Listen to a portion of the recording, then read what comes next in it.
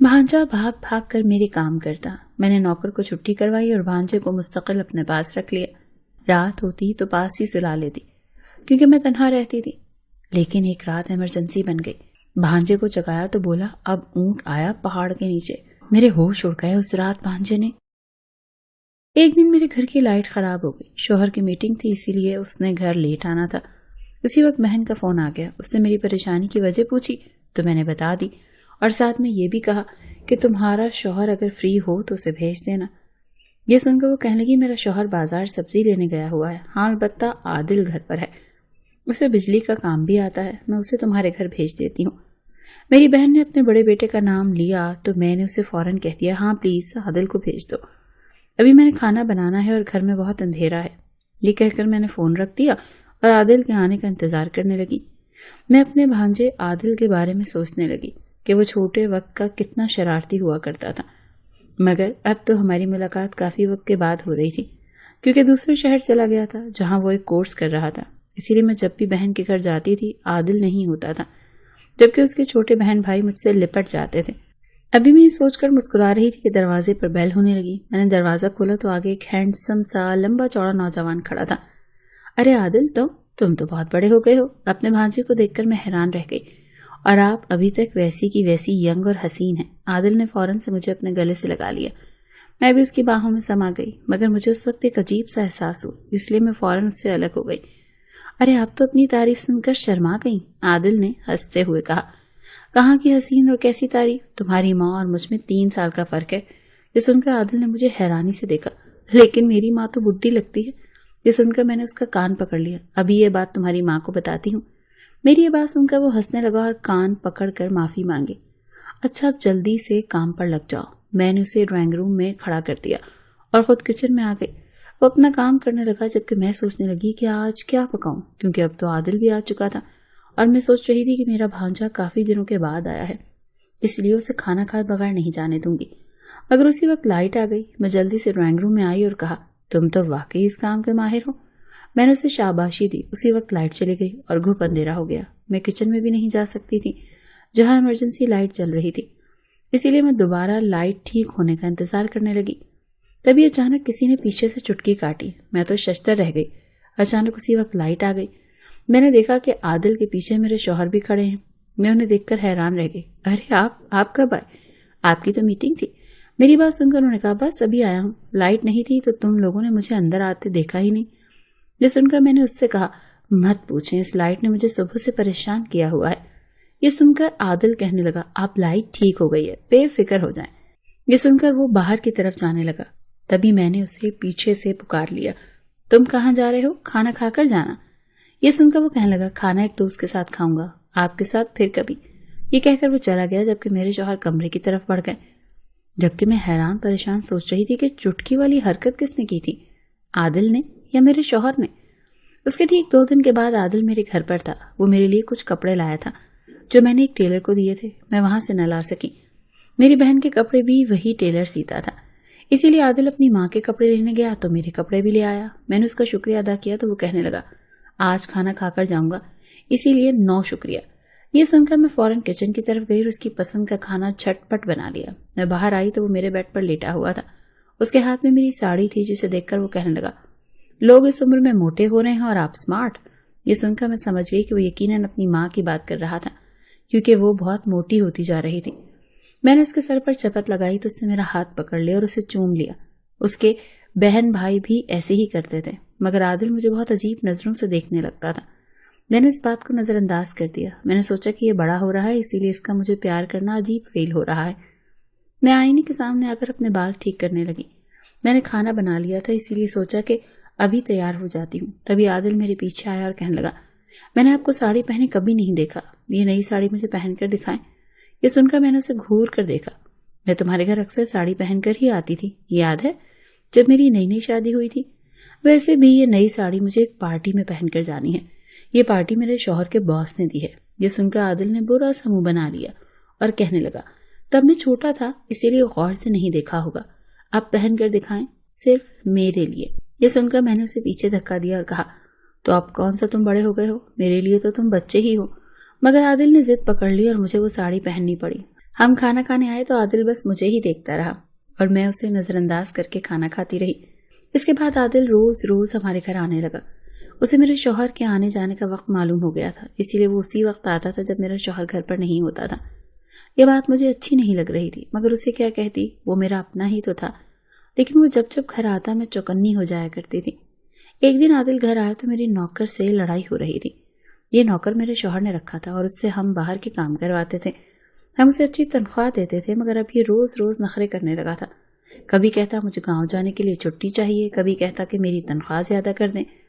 لیکن کام کے وقت اسے موت پڑ جاتی تھی۔ میں گھر کے سارے کام خود کر لیتی تھی، اسی لیے صرف یہی نوکر گھر کے لیے رکھا ہوا تھا، مگر اس کے نخرے ہی ختم نہیں ہو رہے تھے۔ کئی بار میرے شوہر نے اس کی تنخواہ بھی ڈبل کی تھی، مگر آج پھر اس نے مجھ سے کہا کہ مہنگائی بہت ہو گئی ہے، میری تنخواہ اور بڑھا دیں۔ یہ سن کر مجھے غصہ آ گیا اور میں نے اس سے کہا کہ میں تمہاری روز روز کی فرمائشوں سے تنگ آ گئی ہوں، اسی لیے تم یہ نوکری ہی چھوڑ دو۔ یہ سن کر وہ میری منتیں کرنے لگا۔ تبھی عادل آ گیا اور اس نے یہ سنا تو نوکر کی پٹائی کر دی۔ عادل تم بیچ میں مت پڑو، یہ ہمارے گھر کا معاملہ ہے۔ میں نے عادل کو روکنا چاہا، مگر عادل نے نوکر کو بھگا دیا اور کہنے لگا ایسے گھٹیا نوکر رکھنے کی ضرورت ہی نہیں ہے، اس کی جگہ مجھے بلا لیا کریں، میں آپ کا ہر کام کر دوں گا۔ عادل کی یہ بات سن کر میں نے اس کے سامنے پانی کا گلاس کر دیا۔ آج کل کے بچے بھی بڑے جلدی غصے میں آ جاتے ہیں۔ میں خود ہی نوکر سے بات کر لیتی، مگر اس نے میرا نوکر ہی بھگا دیا اور اب میری خاطر نوکر بننے کو بھی تیار تھا۔ عادل اس بات کو جانے دو، میں اپنے شوہر سے کہوں گی تو وہ مجھے نیا نوکر رکھ دیں گے۔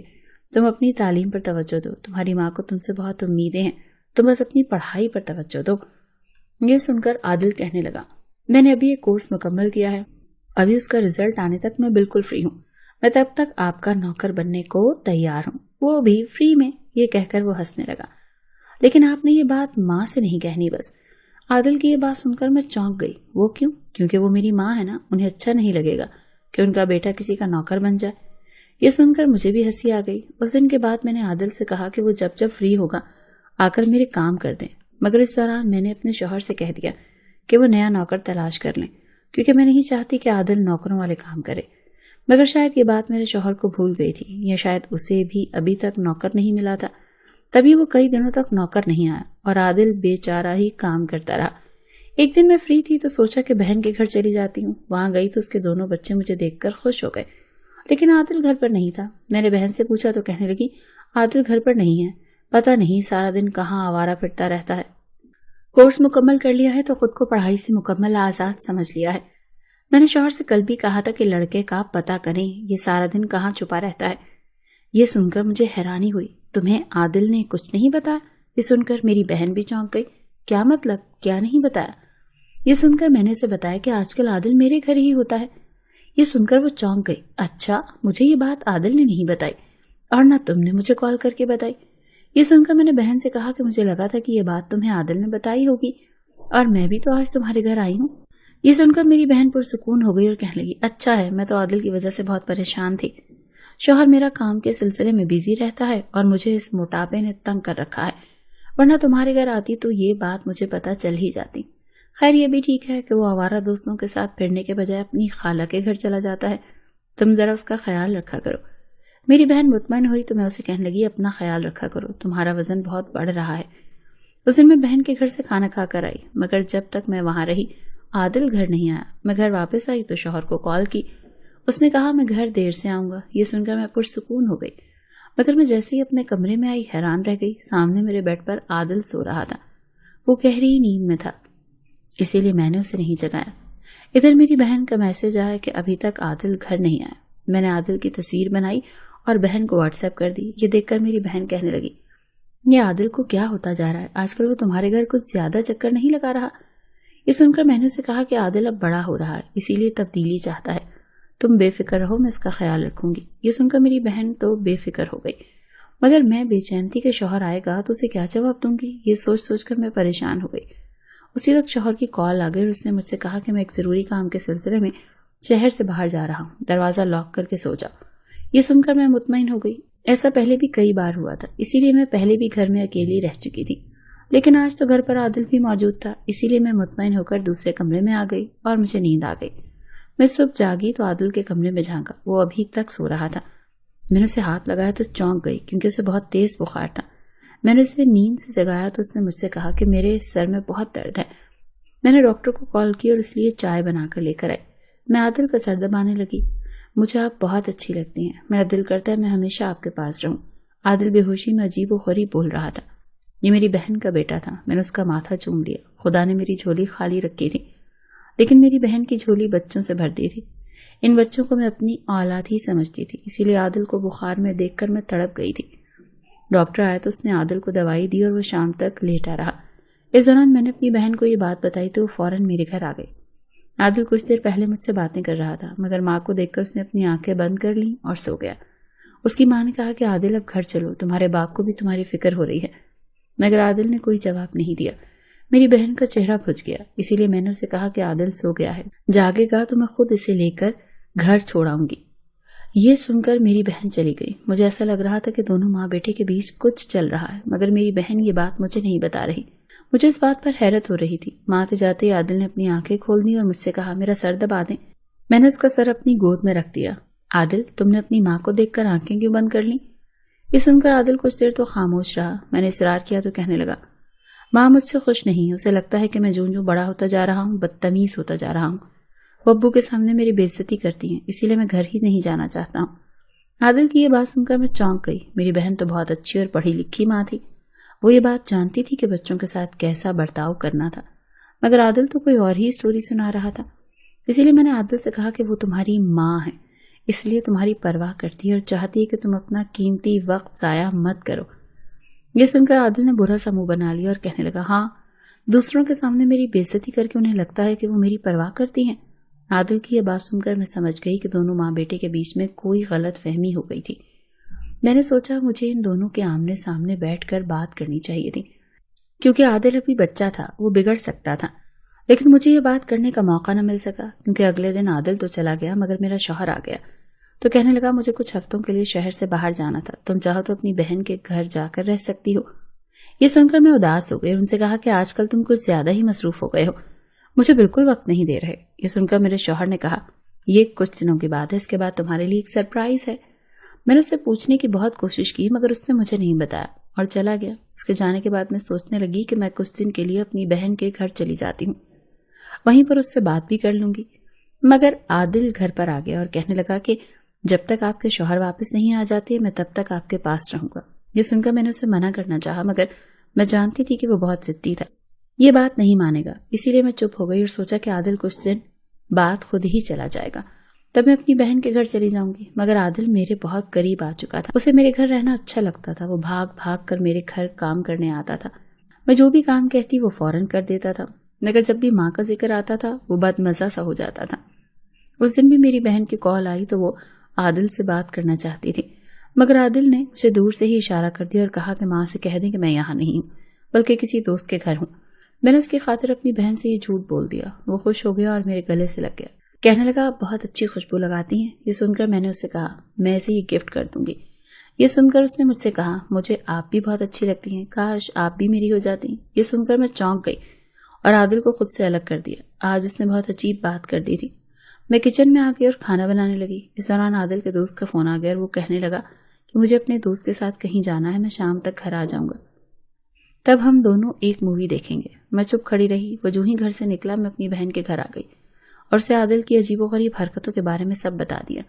میں نے اس سے کہا کہ تم عادل کی ماں ہو، اسی لیے تمہیں یہ سب سن کر بہت برا لگے گا، مگر میں یہ سب کافی وقت سے نوٹ کر رہی تھی، مگر آج بتانے کا حوصلہ کر ہی لیا۔ یہ سن کر میری بہن کہنے لگی میں عادل کی ماں نہیں ہوں۔